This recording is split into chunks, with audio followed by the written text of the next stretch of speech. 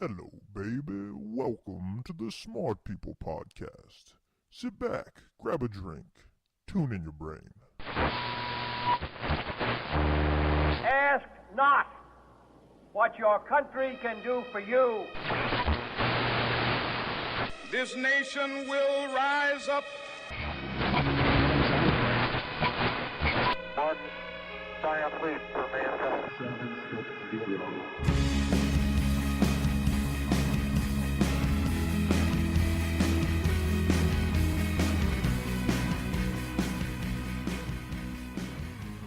This is Smart People Podcast. I'm Chris Stemp.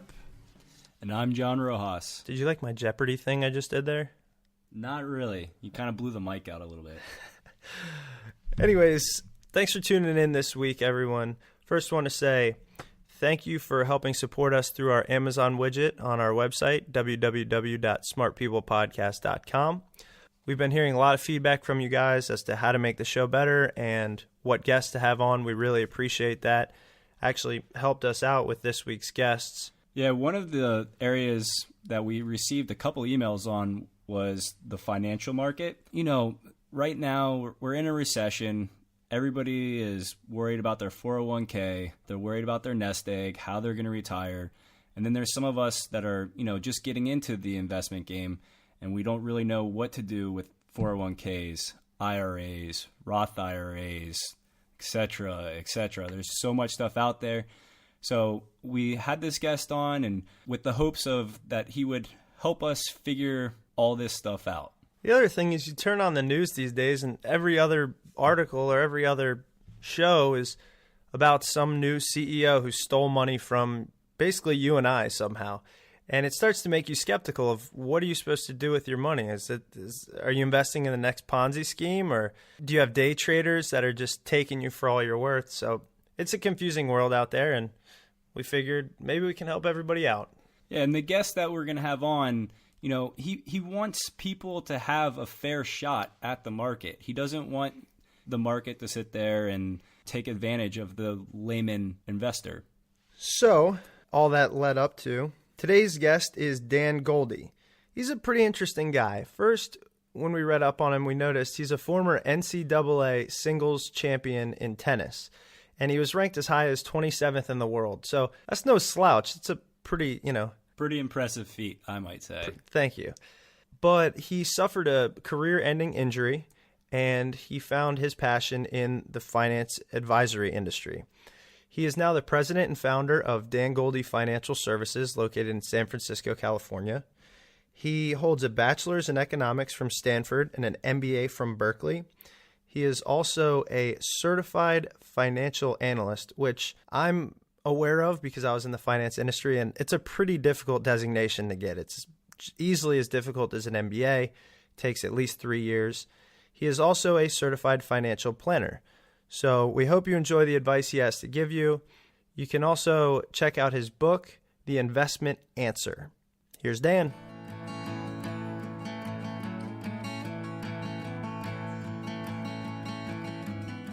First, I was hoping you could tell us a little bit just about your background, how you came to be the founder of your own successful financial services firm. Well, I started in financial services after I retired from the professional tennis tour. So I went to Stanford University as an undergraduate and received an economics degree, and I was the NCAA tennis champion back in 1986.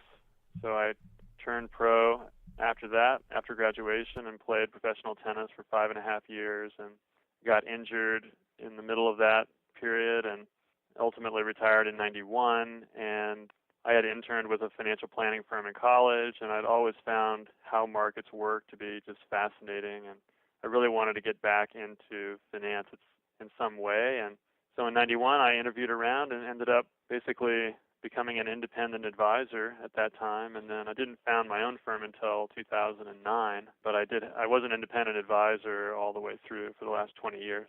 Okay, that sounds great. Actually, we did see that you had a pretty successful tennis career. I think John wanted to ask you a little bit about that. Yeah, I had a question when researching you. I saw you were the 1986 NCAA you won the singles title while at Stanford. That's right. And then you were ranked as high as number 27.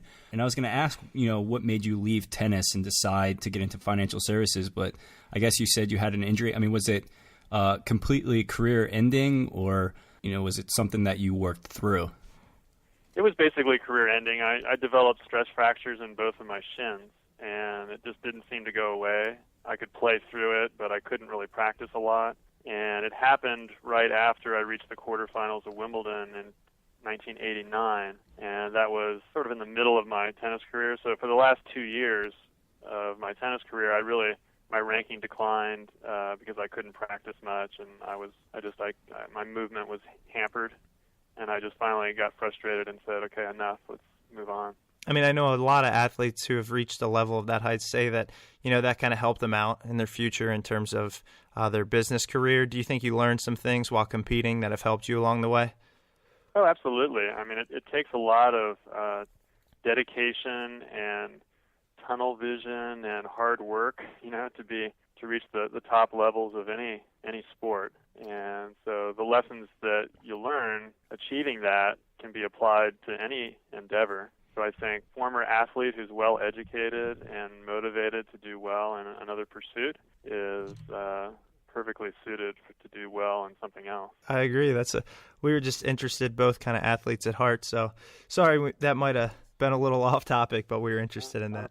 I guess I wanted to get into talking about the book that you wrote called The Investment Answer, and I know you co-authored that with Gordon Murray.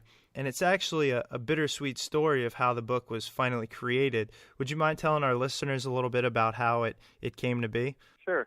I initially met Gordon in 2002 when he hired me to be his family's financial advisor. And that was about a year after he had retired from a 25-year Wall Street career where he was a very successful manager and trader and salesperson of fixed income securities, bonds. And so we became friends over a number of years as I was working with him, and we both really shared a lot of common interests. He was a former athlete as well in high school, and became very close, and he really became excited about the investment approach that I was using, which is basically what is written in that book. And he had wanted over a number of years to put these ideas into a book because he felt that the playing field was not level for individual investors. He felt that Wall Street and the financial services industry in general were taking advantage of individual investors too often, and that that individuals needed some education to protect themselves and to make smart choices. And so we had talked about doing a book for a number of years, but we just never had the impetus to do it until Gordon got sick. And particularly towards the end, when he was diagnosed with 6 months to live, that was when I said to him, Gordon, we've got to write that book now. And that was, when we had that clock ticking, for me, that was the motivation I needed to make it happen, because I knew how much he really wanted that book to become a reality. And if I didn't help him do it, it wasn't going to get done. So when he was diagnosed with 6 months, that was when we started. And we had a finished book. I had a finished book in his hands after about 3 months. Wow. And so we were really happy with how, everything just seemed to flow really beautifully. We worked together really well. We had a lot of really excellent editing help and feedback from top finance professors and other professionals in the field who really helped us get the book to be accurate and concise and well written. So it was really an effort that we both are really proud of, and it was really an enjoyable experience. I must say that I really enjoyed this book. Like I said, I have a finance background. I've read a lot of finance books, most of which get a little too wordy or preach a little too much. But you did a good job at hitting the points that I think most people need to be aware of, especially these days. I feel like every time I turn on the TV, we're finding out about inside information that was illegally passed along, or a CEO who's committing fraud. And I feel like for the common investor, the deck's stacked against us. Well, I think most of us feel that way, and that was part of Gordon's mission, was to, as I said earlier, to educate investors, and that became my mission as well. So, the reason we wrote this book the way that we wrote it is so that really any investor can read it, finish it all, and understand it. because all too often, as you say, a lot of investment books are either too long or too technical or too complicated, and we wanted to make this one different. This one is really for every investor. It's got some pretty important and potentially sophisticated ideas, but we've written about it in very simple language. And we did that, of course, by design because of the reasons I mentioned. And our hope is that a lot of people who normally would not buy an investment book will actually pick this one up, because so many of us need this knowledge, and we're not taught about it in school. We don't get personal finance education or investment education in school, most of us. And we have to learn it on our own, which is very difficult because you'll pick up sound bites here and there and learn things bit by bit. And there's also a lot of misguided advice out there. So here's a guide that you can get, read it in an hour or two, and have a real good foundation for understanding how markets work and how to make smart choices as an individual investor. I don't want to give too much away because we want to lead people to the book, but we have had requests from numerous listeners to try and get somebody on who can kind of give them a little financial advice. Would you mind kind of giving a few pointers that you might have to our listeners? Sure. Well, the first thing is, and Gordon thought this was one of the more important points about investing in general, is that it's very important for all of us as investors to understand the difference between investing and speculating. And all too often, what we see people doing with their money is really speculating in one form or another instead of long-term investing. And so the quick and dirty definitions are, in our minds, that long-term investing, prudent investing, is all about taking your money and investing it in a way that will enable you to capture the returns that capital markets deliver over the long run. You want to capture as much of that return as markets make available as you can. And to do that, you want to cut your costs down, you want to be very widely diversified, and you want to stay with the program. Don't dip in and out of markets. Don't try to pick and time when you invest and when you don't invest. Just put the money in some low-cost diversified vehicle, stay invested, rebalance your portfolio, and stay the course. But that's not what most people do. Most people are trying to pick stocks or speculate in one way or another, and what studies show is that all of that activity tends to dramatically reduce the returns that investors are getting on their money. And I think it leads a lot of us to just ultimately exiting the markets altogether because we have such bad results and we get scared and we feel like we just can't do this. For someone who is just getting into investing, do you have a recommendation of investing vehicles? I always hear that Vanguard's out there, they're low cost. You hear about IRAs, Roth IRAs. For those listeners out there that might be just getting into investing, which vehicles do you recommend to them? Well, if you're just getting started, then you're really only going to be able to invest on your own, because if you don't have an asset base, I think it's unlikely you'll be able to find an advisor that would be willing to take you on. You might be able to find an hourly-based advisor, but more likely you're going to be investing on your own, at least initially. And there are some good vehicles that are available to retail investors, and Vanguard is a good option. Fidelity is another good option. Charles Schwab, another option. Any of the big providers of low-cost, broadly diversified vehicles, whether they be index funds or exchange-traded funds or asset class type investment funds, anything like that, in my mind, is a great place for an individual to start and build a portfolio by regularly investing, having a broadly diversified portfolio, so you have different asset classes in your portfolio, meaning large stocks, small stocks, fixed income, international stocks, a variety of different markets. And then what you're basically doing is you're investing your money so that as capital markets grow over time and deliver returns over the long run, you'll be there to capture them. I've actually become pretty skeptical of investing, as you mentioned, a lot of people have. When I see the incredible government spending, increasing deficit, weakening dollar, I start to get worried about the United States economy specifically. Do you recommend an international approach? Are you pushing people more towards international investment? What type of things are you recommending to diversify? Well, I've always recommended holding a global portfolio. for diversification purposes. And so I try not to focus on the forecasting element of investing because I feel that that's where a lot of people get into trouble. Potential outcomes and the forecasts that you hear aside, it makes sense to invest globally regardless. A lot of people will recommend maybe of your stock market portfolio, you might have 30% or 40% of that money outside of the U.S. And I think that's perfectly reasonable. As long as it's widely diversified, as I've earlier stated, and invested in low-cost vehicles, it's a great way to diversify because you have foreign currencies in that portfolio, so you have some inflation hedging going on there, and particularly if you combine your equity portfolio with very high-quality, short maturity bonds that are due in, say, 2 years or less, then you've got your fixed income, which will be very stable and very safe, and the equity portion, the stock market portion, can be more volatile, and of course will be volatile. And the combination of those two will help reduce the volatility of the whole portfolio. And that's the key to managing risk right there, is the decision of how much do you put in stocks versus how much do you put in short-term bonds. And the more you have in stocks, of course, the higher your expected return in the long run, but the more volatile your portfolio will be, and the bigger your downturns will be when markets go down. And then if you have less in stocks, your expected return is lower, but of course the portfolio will be more stable and won't go down as much in the down years. So there's a risk and return trade-off, and that's one of the keys of finance. It's one of the basic elements of finance. Is risk and return always go together.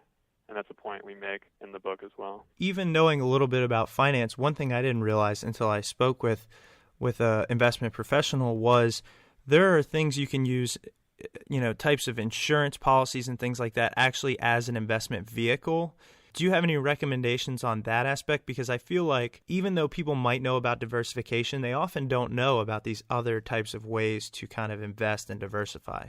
What other types of ways are you referring to when you say insurance products? Well, I know you can buy different life insurance policies that you can use actually as a type of investment. I'm not too familiar with them, so I was wondering, maybe I'm off base, or if you had any ideas. Okay. I really feel that people should separate the financial planning need for insurance and investment. I don't find a lot of good uses for insurance products as an investment vehicle.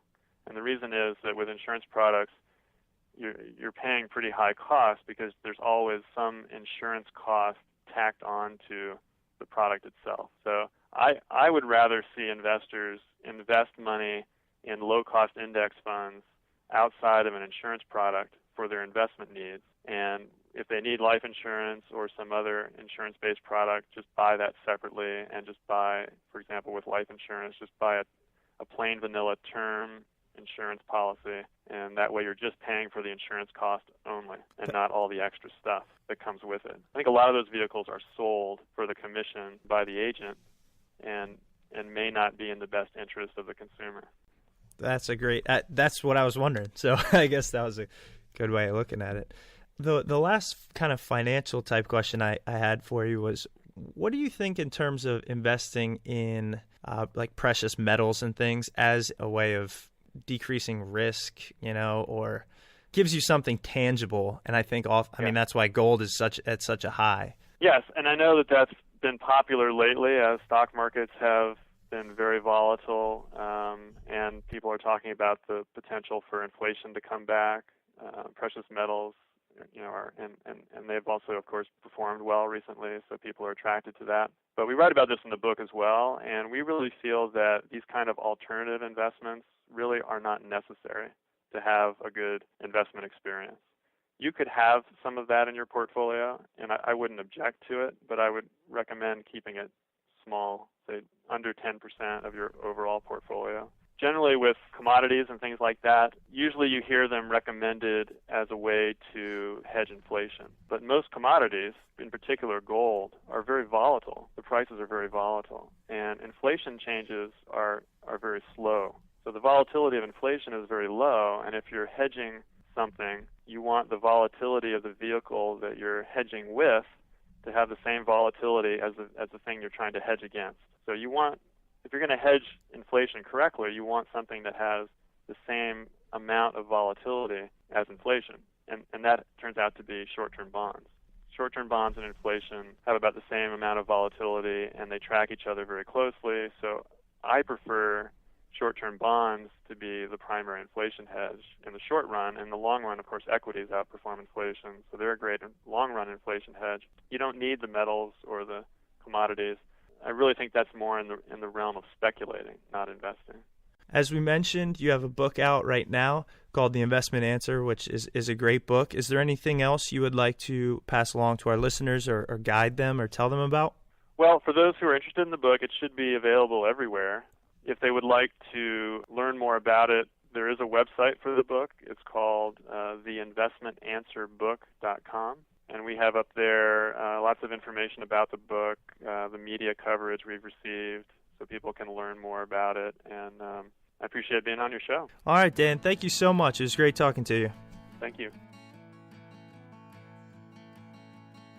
All right, everyone, I hope that Dan helped give you a little bit better direction in the market and what you should do with your money. Hopefully you won't feel as lost as you did before this interview. Also, if you want to check out some more of his advice, feel free to get his book, which is The Investment Answer, which is located on Amazon, at our website, and bookstores, pretty much anywhere. And you can check him out on his website at dangoldie.com. As always, the music for today's and every podcast is provided by The Outdoors. You can find them at theoutdoorsmusic.com. And as a reminder, you can find us on Facebook, facebook.com/smartpeoplepodcast, and on Twitter at smartpeoplepod. We release some interesting stuff on Twitter, so you should probably follow us. Or we'll start doing that. I know we don't. It'd be nice to, but Either way. thanks for tuning in, and hope you can join us next week. Don't forget to subscribe on iTunes. And leave us a comment and a rating.